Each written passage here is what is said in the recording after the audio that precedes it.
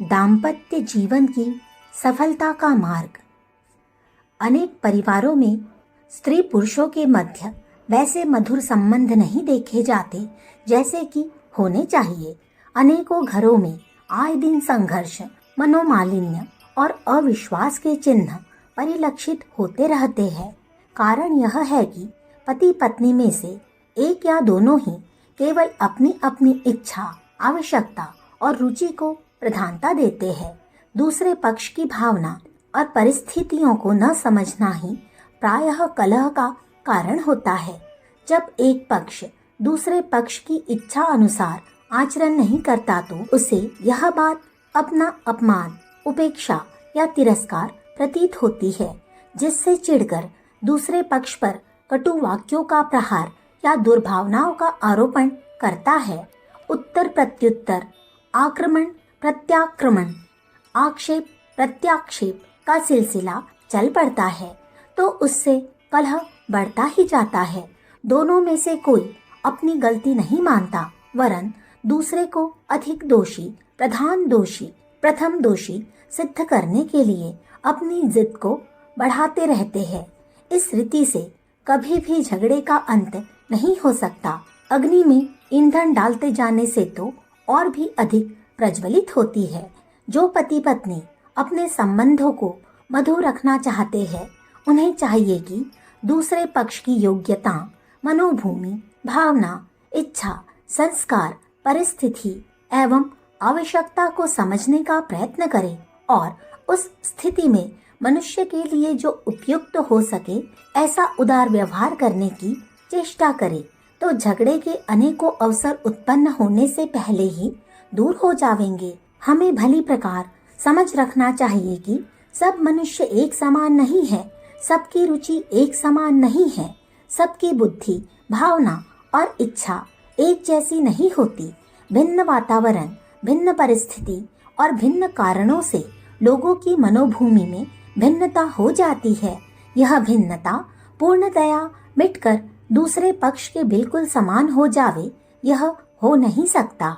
कोई स्त्री पुरुष आपस में कितने ही सच्चे क्यों न हो, उनके विचार और कार्यों में कुछ न कुछ भिन्नता रह ही जाएगी। अनुदार स्वभाव के स्त्री पुरुष कट्टर एवं संकीर्ण मनोवृत्ति के होने के कारण यह चाहते हैं कि हमारा साथी हमारी किसी भी बात में तनिक भी मतभेद न रखे। पति अपनी स्त्री को पतिव्रत पाठ पढ़ाता है और उपदेश कराता है कि तुम में पूर्ण पवित्रता, इतनी उग्र पवित्रता होनी चाहिए कि पति की किसी भी भली बुरी विचारधारा, आदत, कार्य प्रणाली में हस्तक्षेप न हो। इसके विपरीत स्त्री अपने पति से आशा करती है कि पति के लिए भी यह उचित है कि स्त्री को अपना जीवन संगी आधा अंग समझकर उसके सहयोग एवं अधिकार की उपेक्षा न करे। यह भावनाएं जब संकीर्णता और अनुदारता में सम्मिश्रित होती है तो एक पक्ष सोचता है कि मेरे अधिकार को दूसरा पक्ष पूर्ण नहीं करता। बस यहीं से झगड़े की जड़ आरंभ हो जाती है।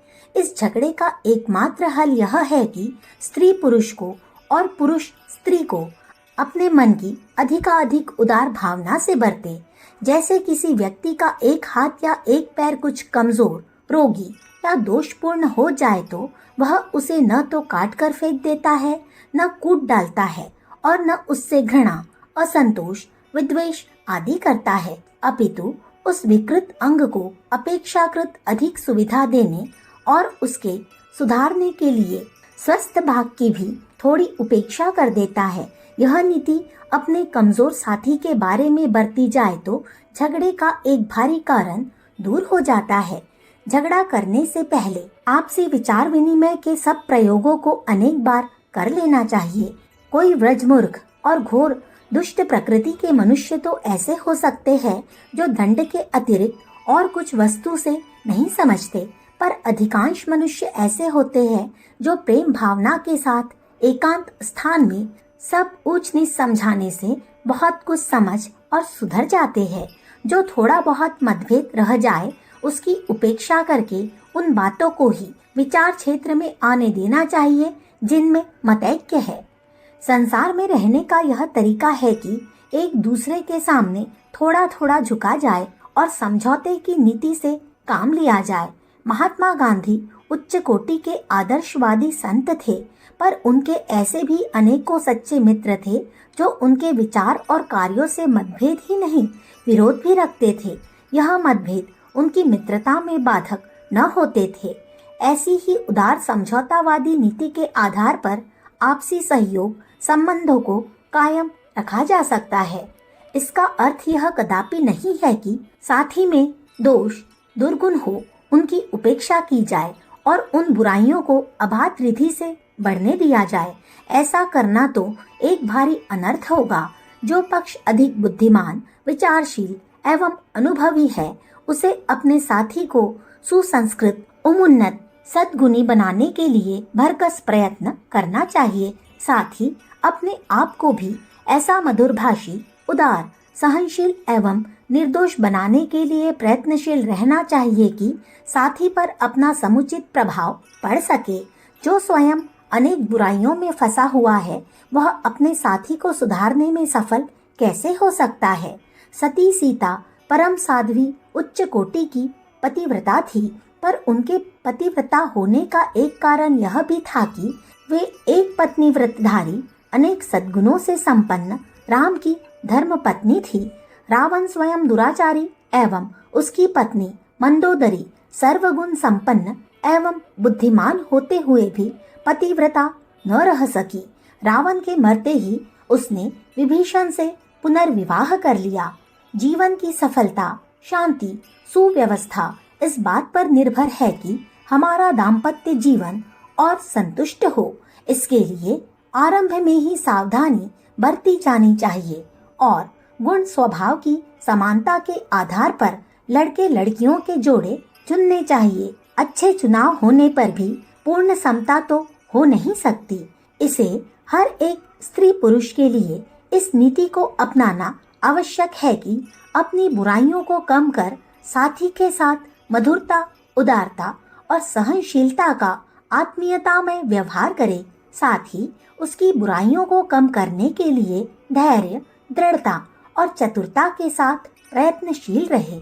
इस मार्ग पर चलने से असंतुष्ट दाम्पत्य जीवनों में संतोष की मात्रा बढ़ेगी और संतुष्ट दंपति स्वर्गीय जीवन का आनंद उपलब्ध करेंगे।